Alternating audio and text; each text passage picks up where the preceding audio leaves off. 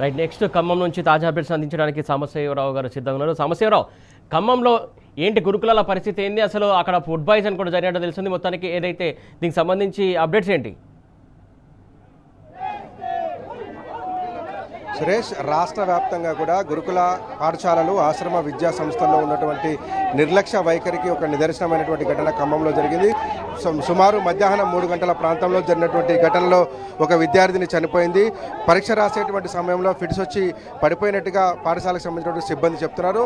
ఆమెను ఆసుపత్రికి తరలించేటువంటి క్రమంలో ప్రభుత్వ ఆసుపత్రికి తీసుకురావడం వల్ల ఆ అమ్మాయి మృతి చెందిందంటూ కుటుంబ సభ్యులు ఆందోళన చేస్తున్నారు. పెద్ద ఎత్తున ఖమ్మం ప్రభుత్వ ఆసుపత్రి దగ్గరికి చేరుకొని నిరసన కార్యక్రమం తెలిపారు. ఇక్కడికి వచ్చినటువంటి ఆర్డీఓని అట్లాగే అడిషనల్ కలెక్టర్ని కూడా నిలదీశారు. మా పాపను ఎందుకు చనిపోయిందో సమాధానం చెప్పాలి, పాప మృతికి గల కారణాలను బయట పెట్టాలి అంటూ డిమాండ్ చేశారు. పెద్ద ఎత్తున ఆందోళన కొనసాగిస్తున్నారు. విద్యార్థి సంఘాలు ఆ కుటుంబానికి మద్దతుగా నిలిచాయి. రాష్ట్ర వ్యాప్తంగా కూడా గురుకుల పాఠశాలల్లో అట్లాగే గురుకుల కళాశాలలు కావచ్చు, ఆశ్రమ పాఠశాలలో కావచ్చు, విద్యా వ్యవస్థ పూర్తిగా నాశనం అయిపోయినటువంటి పరిస్థితి కనిపిస్తుంది. మొత్తానికి కేసీఆర్ తీసుకొచ్చినటువంటి గురుకుల పాఠశాలలను నిర్వీర్యం చేయాలనేటువంటి లక్ష్యం ఈ ప్రభుత్వంలో కనిపిస్తున్నట్టుగా పెద్ద ఎత్తున ఆరోపణలు వస్తున్నాయి. ఏదైతే ఇప్పటివరకు తీసుకొచ్చినటువంటి ఈ గురుకులాల్లో జరుగుతున్నటువంటి దారుణాల పట్ల పీడిఎస్గా మీరేం చెప్తారు? ఎందుకంటే చాలా చోట్ల జరుగుతున్నాయి. విద్యార్థులు చాలా మంది ప్రాణాలు కోల్పోతున్నారు. ప్రభుత్వ నిర్లక్ష్యంగానే ఈరోజు మృతులు అనేవి జరుగుతూ ఉన్నవి. మేజర్గా చెప్తా ఉన్న 18 నెలల పాలనలో సుమారు గురుకులాలు కావచ్చు, కస్తూర్బా స్కూళ్ళు కావచ్చు, ప్రభుత్వ పాఠశాలలో సుమారు 40 మందికి పైగా కూడా విద్యార్థులు చనిపోయారు. కానీ దీని మీద సీఎం కానీ, విద్యాశాఖ మంత్రులు కానీ ఎక్కడ కూడా స్పందించే పరిస్థితి నేడు రాష్ట్రంలో కనపడలేదు. ఖమ్మం జిల్లాలో 3 మినిస్టర్స్ ఉన్నారు. ఇప్పటికీ విద్యార్థి చనిపోయి 4 గంటలకు వస్తూ ఉన్నది. దీని మీద కనీసం స్పందించి ఎంక్వైరీ చేయడానికి కూడా, కనీసం ఏది చేయడానికి కూడా లేకుంటున్న పరిస్థితి జిల్లాలో కనబడతా ఉంది. ఇప్పటివరకు కూడా 3 మినిస్టర్లు, ఒక్క మినిస్టర్ కూడా ఈరోజు గవర్నమెంట్ హాస్పిటల్కి వచ్చే పరిస్థితి కనిపించడం లేదు. దీనికైనా మిమ్మల్ని గెలిపించుకుంది, దీనికైనా విద్యార్థులు ప్రాణాలు పోతే మీరు పట్టించుకోరా? ఒక సినిమా ఇండస్ట్రీలో ఒక వ్యక్తి చనిపోతే స్పందించే ప్రభుత్వాలు, మా పేద విద్యార్థులు చనిపోతే మీరు ఎందుకు స్పందించని చెప్పేసి మేము పీడిఎస్గా డిమాండ్ చేస్తా ఉన్నాం. వామపక్ష విద్యాసంఘాలు మేము ఒకటే డిమాండ్ చేస్తున్నాం. చనిపోయిన కుటుంబానికి 50 లక్షల ఎక్స్గ్రేషియా ఇవ్వాలి, అదేవిధంగా వాటిని సస్పెండ్ చేయాలని, తక్షణమే ప్రభుత్వం స్పందించాలని, ఈ ముతుకులు కార్యక్రమాల వారిపైన ఎంక్వైరీ చేయాలని చెప్పేసి కూడా మేము పీడిఎస్గా, ఏఎస్ఎఫ్, వామపక్ష విద్యాసంఘాలుగా కూడా మేము ప్రభుత్వాన్ని డిమాండ్ చేస్తూ ఉంటాం. రాష్ట్ర వ్యాప్తంగా విద్యార్థులు ప్రాణాలు కోల్పోతున్నారు. అనేక సంఘటనలు జరుగుతున్నాయి. ఫుడ్ పాయిజన్ జరుగుతున్నాయి. నిర్లక్ష్య వైఖరి వల్ల చచ్చిపోతున్నారు. కానీ ప్రభుత్వం స్పందించలేదు. విద్యాశాఖ మంత్రిగా ముఖ్యమంత్రి ఉన్నారు. దీని పట్ల విద్యార్థి సంఘంగా మీరేం చెప్తారు? రాష్ట్ర ప్రభుత్వం ప్రతి సంవత్సరం కూడా అకాడమీ విద్యా సంవత్సరం ప్రారంభమైనటువంటి నేపథ్యంలో వందల సంఖ్యలో ఇవాళ విద్యార్థులు చచ్చిపోతున్నటువంటి పరిస్థితి ఉంది. విద్యార్థులు దేనికి చనిపోతున్నారు అనేది కూడా కారణం తెలియనటువంటి పరిస్థితులు ఇవాళ ఈ రాష్ట్ర ప్రభుత్వం ఉంది. తక్షణమే ఏదైతే రాష్ట్ర ప్రభుత్వం ఇవాళ ఈ రాష్ట్రానికి ముఖ్యమంత్రిగా బాధ్యతలు నిర్వహిస్తున్నటువంటి రేవంత్ రెడ్డి ఇవాళ విద్యాశాఖ మంత్రి శాఖను కూడా తన దగ్గర పెట్టుకొని ఇవాళ ఆయన పరిపాలిస్తున్నటువంటి పరిస్థితి ఉంది. కానీ ఇవాళ రేవంత్ రెడ్డి స్పందించకుండా ఇవాళ ఈ రాష్ట్రంలో ఉన్నటువంటి సంక్షేమ హాస్టల్స్ కావచ్చు, ఆశ్రమ పాఠశాలలు కావచ్చు, గురుకుల పాఠశాలలు కావచ్చు, ఏ పాఠశాలలు చూసినా ఇవాళ విద్యార్థులు ఆత్మహత్యలకు నిలయాలుగా మారుతున్నటువంటి పరిస్థితి ఇవాళ మనం చూస్తా ఉన్నాం.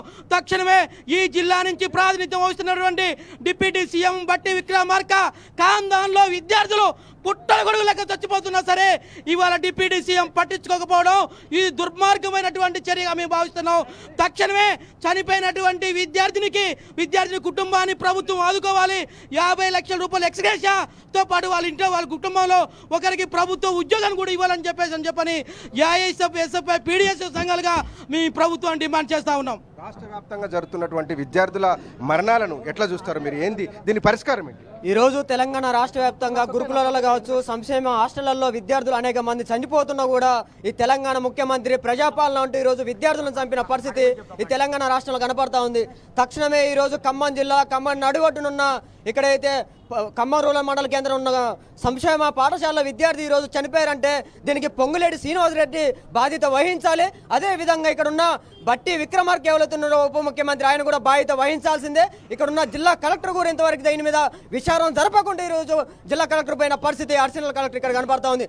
తక్షణమే విద్యార్థి కుటుంబానికి 50 లక్షలు ఇవ్వాలని చెప్పి సందర్భంగా మేము డిమాండ్ చేస్తా ఉన్నాం. ఈ సమస్యలు పరిష్కరించని ఏడల రాష్ట్ర వ్యాప్తంగా, ఖమ్మం జిల్లా వ్యాప్తంగా పెద్ద ఎత్తున ఉద్యమాలు కొనసాగిస్తూ ఆ కుటుంబానికి విద్యార్థి సంఘాలు, వామపక్ష విద్యార్థి సంఘాలు అండదండలు ఉంటాయని చెప్పి ఈ సందర్భంగా వారికి మేము తెలియజేస్తా ఉన్నాం. సురేష్, చూడొచ్చు రాష్ట్ర వ్యాప్తంగా కూడా జరుగుతున్నటువంటి విద్యార్థుల మరణాల వెనుక ప్రభుత్వ నిర్లక్ష్యం ఉంది. విద్యాశాఖను నిర్వహిస్తున్నటువంటి ముఖ్యమంత్రి రేవంత్ రెడ్డి అలసత్వం ఉందంటూ కూడా విద్యార్థి సంఘాలు మండిపడుతున్నాయి. ఖమ్మంలో గిరిజన ఆశ్రమ పాఠశాలలో చనిపోయినటువంటి విద్యార్థి భూక్యా ప్రతిమ కుటుంబానికి న్యాయం చేయాలని చెప్పి పెద్ద ఎత్తున డిమాండ్ వినిపిస్తుంది. ఇప్పటివరకు ఈ జిల్లాకు సంబంధించినటువంటి 3 మంత్రులు ఉన్నప్పటికీ కూడా ఆ కుటుంబాన్ని ఆదుకునేటువంటి ప్రయత్నం చేయలేదు, కనీసం పరామర్శించేటువంటి తీరిక లేకుండా పోయిందంటూ కూడా పెద్ద ఎత్తున విద్యార్థి సంఘాలు విమర్శలు గుప్పిస్తున్నాయి. రాష్ట్ర వ్యాప్తంగా జరుగుతున్నటువంటి సంఘటనలు మనం చూసినట్లయితే కనుక అనేక రకాలైనటువంటి సంఘటనలు జరుగుతూ ఉన్నాయి. ఫుడ్ పాయిజన్ చేత చాలామంది విద్యార్థులు ప్రాణాలు కోల్పోతున్నారు, హాస్టల్లో వసతులు సరిగా లేక ప్రాణాలు కోల్పోతున్నారు.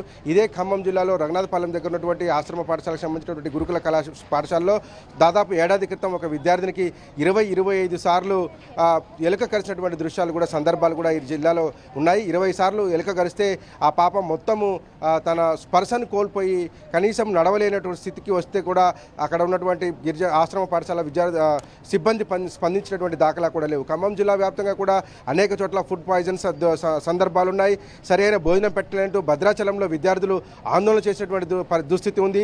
అక్కడ ప్రిన్సిపాల్ను అట్లాగే వార్డెన్ను కూడా సస్పెండ్ చేసినటువంటి పరిస్థితి కూడా వారం రోజుల క్రితం జరుగుతూ ఉంది. మొత్తంగా ఉమ్మడి ఖమ్మం జిల్లా వ్యాప్తంగానే కాదు, రాష్ట్ర వ్యాప్తంగా కూడా విద్యా వ్యవస్థను, ఏదైతే గురుకుల విద్యా వ్యవస్థను ప్రత్యేకంగా గిరిజన, ఆదివాసీ, దళిత బిడ్డలు చదువుకుంటున్నటువంటి విద్యా వ్యవస్థ ఉందో దాన్ని నిర్వీర్యం చేసేటువంటి కుట్ర జరుగుతున్నట్టుగా విద్యార్థి సంఘాలు ప్రత్యేకంగా ఆరోపిస్తున్నాయి. దీని మీద విచారణ జరగాలని చెప్పి ఎన్ని రోజుల నుంచి డిమాండ్ చేస్తున్నప్పటికీ కూడా రాష్ట్ర ప్రభుత్వం దీని మీద స్పందించకపోవడాన్ని విద్యార్థి సంఘాలు పెద్ద ఎత్తున ప్రశ్నిస్తున్నాయి. ఇవాళ ఒక గిరిజన బాలిక భూక్యా ప్రతిమ చనిపోయింది.